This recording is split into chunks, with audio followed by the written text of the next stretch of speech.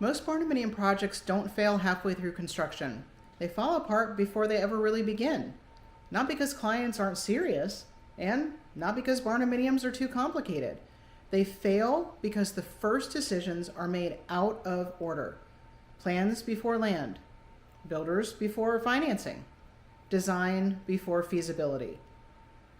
When the foundation is wrong, everything feels harder, slower, and more stressful than it should. Barndominiums are not one big decision. They are a sequence of decisions. Get the order wrong, and the project fights you the whole way. Get it right, and everything starts to line up. You know you want one. I'm the Barndo chick. Click the link.